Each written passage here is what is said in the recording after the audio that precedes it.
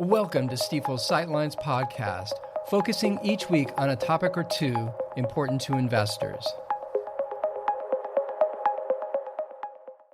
Well, greetings and welcome to the Sightlines podcast. This is Michael O'Keefe, Stifel's Chief Investment Officer. Hey, in this episode, I want to get into what's going on with the labor market. The Fed met this week as I record this, and they cut their benchmark funds rate another quarter point. And they're citing in it, they're trying to balance risks, right? Their dual mandate around prices, meaning inflation, and then trying to maximize the job market. So they're obviously focused on those two things. And they've talked about in the last couple of meetings that the risks have at least become more balanced between inflation and labor issues. But they've cut, sort of recognizing that they want to make sure the labor issues don't get out of control, while keeping an eye on inflation. That's what they have to deal with. In any event, what happens in this situation, in my view, is we see a lot of worry when we see incrementally softening data.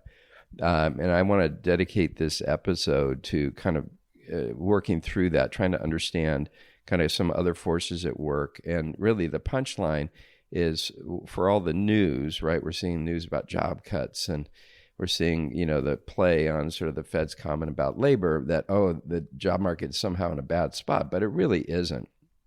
Now, again, the cut was sort of rationalized in part by a cooling labor market. And so to get to some of the layoffs, for example, Amazon announced a 14,000 job cut, and Microsoft 15,000, Target 1,800. But let's go back to Amazon. So let's put this in context. They now have, in round numbers, 1.5 million workers. And that they doubled that, right? They went from around 750,000 to 1.5 million over the last 5 years. So if you will, I don't think 14,000 is a lot in that context, right? And so, we sort of we celebrate, it's almost like the stock market. We celebrate the ups and think, oh, this is fantastic. And then very quickly, we think of that as the new normal, and any move down feels stressful. But at the end of the day, when it comes to these cuts, so far, it's really off the back of, and almost like a soft rewinding, just a little bit of what has been a buildup in jobs. So another example would be Target, eliminating 1,800 jobs. They increased their headcount by 80,000 over the last 5 years. So 1,800 just isn't that much.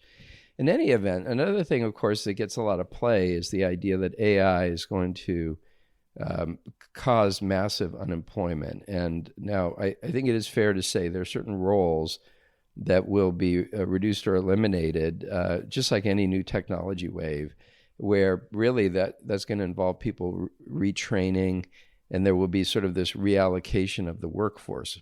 But, and it's kind of a big thing to focus on, when we look at studies around this issue, essentially, there's going to be a lot of jobs displaced. One study is saying 92 million jobs globally, but then 170 million round numbers being added. So the net addition is almost 80 million jobs, 78 million jobs. And so, it's a kind of thing where we say, hey, when we see this news about AI and the fears of unemployment, the reality is that even though there will be some stress and some change and some friction, at the end of the day, we're going to see a net increase in jobs and productivity, which is kind of all very interesting. Now, another thing that has gotten a lot of attention is a slowdown in payroll growth. And basically, the string I would point to is in the last 56 months, and again, it's been a couple months since we've gotten data because of the government shutdown, but up until that point, in the last 56 months, 55 of them were months where job gains were posted, right? That's a really long, strong level, and that's been a contributor to, our unemployment rate sitting at 4.3%. The Fed talks a lot about maximum employment and full employment, and they have a bunch of different studies to try to define what that means.